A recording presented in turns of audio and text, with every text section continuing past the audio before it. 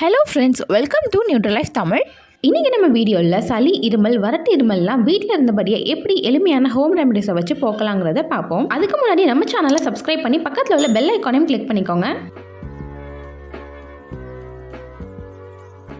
குளிர்காலம் வந்துருச்சுனால நிறைய பேருக்கு சளி இருமல்லாம் கூடவே சேர்ந்து வந்துடும். ஆனால் சளி இருமலுக்கு பருவநிலை மாற்றங்கள் மட்டும் காரணம் கிடையாது. நம்ம சுற்றுப்புற சூழல்ல உள்ள அதிகமான தூசிகள், புழுதிகள்லாம் நம்ம மூக்கு வழியா சுவாச குழாயை அடையும் போது அந்த தூசிகள்லாம் நம்மளுக்கு சளி இருமல் போன்ற உபாதைகளை ஏற்படுத்துது. எப்படிப்பட்ட சளி இருமல் இருந்தாலும் சரி, நான் சொல்ற எளிமையான வீட்டு வைத்தியங்களை ஃபாலோ பண்ணாலே போதும், சளி இருமல் பிரச்சனையை ரொம்ப சீக்கிரமே போக்கிடலாம். ஸோ முதலாவதா பாத்தீங்கன்னா இந்த மஞ்சள் பால் தான். நம்ம தொண்டையில உள்ள கிருமிகளை அழிக்கணும்னா டெய்லி 2 வாட்டி இந்த மஞ்சள் பாலை சாப்பிட்டு வரணும். மஞ்சள்ல பாத்தீங்கன்னா குர்குமின்ங்கிற வேதிப்பொருள் இருக்கு. இது வலுவான வைரஸை எதிர்க்கக்கூடியது. மேலும் நம்ம சுவாச குழாயில ஏற்படுற அலர்ஜி எல்லாம் ஈஸியா போக்கும். டெய்லியும் பால்ல 1/2 ஸ்பூன் மஞ்சள் தூளும் 1/4 ஸ்பூன் மிளகு தூளும் அது கூட கொஞ்சமா தேனும் சேர்த்து குடிச்சிட்டு வாங்க. அதுவே உங்களுக்கு தாங்க முடியாத இருமலா இருந்துச்சுன்னா இந்த பால் கூட நீங்க பூண்டு சேர்த்து சாப்பிட்டு வரலாம். 200 ml பால்ல ஒரு 5 பல் பூண்டு சேர்த்து நல்லா கொதிக்க வச்சு அது கூட ஒரு சிட்டிகை மஞ்சளும் மிளகும் சேர்த்து குடிச்சிட்டு வரணும். இருமல் இருக்கிறப்போ பூண்டு அதிகமா எடுத்துக்கிட்டோம்னா அது தொண்டையில உள்ள வலி, கரக்கரப்பு பிரச்சனை எல்லாம் போக்கும். சூடான பால் நெஞ்சில உள்ள சளியை வெளியேற்ற உதவும். இந்த மஞ்சள் பூண்டு பாலை காலையில ஒரு முறையும் இரவு தூங்க போறதுக்கு முன்னாடி ஒரு முறையும் குடிச்சிட்டு வர நல்ல பலன் கிடைக்கும். அடுத்த ரெமடி பார்ப்போம். சிலருக்கு நைட்டு தூங்குறப்பதான் அதிகமான இருமல் ஏற்படும். ஸோ அவங்களுக்குலாம் இந்த ரெமடி ரொம்பவே யூஸ்ஃபுல்லாக இருக்கும். இந்த ரெமடி செய்யறதுக்கு நம்மளுக்கு நெய்யும் மிளகும் இருந்தால் போதும். ஒரு 1/2 ஸ்பூன் நெய் எடுத்துக்கோங்க. அது கூட கொஞ்சமாக மிளகு தூளை சேர்த்து குழப்பி உள்நாக்கில் வச்சு அதை அப்படியே முழுங்கணும். அதிகமான வறட்டு இருமல் இருக்கிறவங்கலாம் இந்த மெத்தடை ட்ரை பண்ணிட்டு வாங்க. இந்த ரெமடியை ஒரு நாளைக்கு 2 அல்லது 3 முறை செஞ்சுட்டு வாங்க, நல்ல ரிசல்ட் கிடைக்கும்.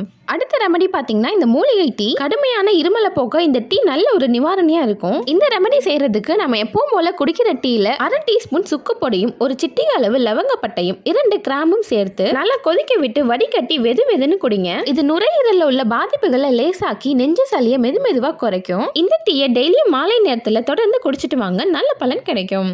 அடுத்த ரெமடி பார்த்தீங்கன்னா இந்த மாதுளை சாறு தான். குழந்தைங்களுக்குலாம் இருமல் வந்துச்சுன்னா இந்த ரெமடியை ட்ரை பண்ணி பாருங்க, அவங்க விரும்பி சாப்பிடுவாங்க. இந்த ரெமடி செய்யறதுக்கு 100 மில்லி மாதுளை சாறு எடுத்துக்கோங்க. இது கூட சுக்கு பொடி ஒரு சிட்டிகை அளவும் திப்பிலி ஒரு சிட்டிகை அளவும் கலந்து சாப்பிட்டுட்டு வாங்க. மாதுளை சாறு நோய் எதிர்ப்பு சக்தியை அதிகரிக்க செய்யும். இதனால தொண்டையில் உள்ள பாதிப்புகள்லாம் லேசாகும். அதே போல திப்பிலி, சுக்கு இது ரெண்டுமே இருமலுக்கு அருமையான ஒரு மருந்து. இந்த பானத்தை காலை உணவுக்கு அப்புறமா ஒரு 11 மணி வேலையில சாப்பிட்டு வாங்க, இருமல் பிரச்சனையை சீக்கிரமே போக்கிடலாம். கடைசி ரெமடி பார்த்தீங்கன்னா இந்த அதிமதுரம். நாள்பட்ட சளி, இருமல், வறட்டு இருமல்லாம் போக்க இந்த அதிமதுரத்துல டீ போட்டு குடிச்சிட்டு வர குணமாகும். இந்த ரெமடி செய்யறதுக்கு 1 கப் அளவு தண்ணீரை அடுப்புல வச்சுக்கோங்க. இது கூட 1/4 டீஸ்பூன் அளவு அதிமதுர பொடியை சேர்த்துக்கோங்க. கூடவே லவங்கப்பட்ட பொடியையும் ஒரு சிட்டிகை அளவு சேர்த்து நல்லா கொதிக்க விடணும். பிறகு இந்த தேநீரை வடிகட்டி உங்களுக்கு தேவையான அளவு தேன் சேர்த்து வெதுவெதுப்பா குடிச்சிட்டு வாங்க. தொண்டையில உள்ள அலர்ஜி எல்லாம் போக்கி நெஞ்சில உள்ள சளி எல்லாம் வெளியேற்ற இது உதவும். ட்ரை பண்ணி பாருங்க.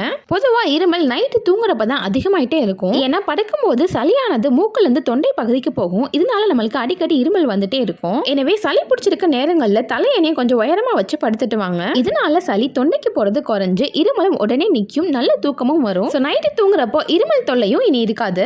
அவ்வளவுதான் ஃப்ரெண்ட்ஸ், நான் சொன்ன ரெமடிஸ்லாம் நீங்க ட்ரை பண்ணி பாருங்க, இருமலுக்கு நல்ல தீர்வு கிடைக்கும். இந்த வீடியோ உங்களுக்கு யூஸ்ஃபுல்லா இருந்துச்சுன்னா கண்டிப்பா வீடியோ லைக் பண்ணி உங்க ஃபேமிலி அண்ட் ஃப்ரெண்ட்ஸுக்கு ஷேர் பண்ணுங்க. மறக்காம நம்ம சேனலை சப்ஸ்கிரைப் பண்ணிருங்க. நன்றி.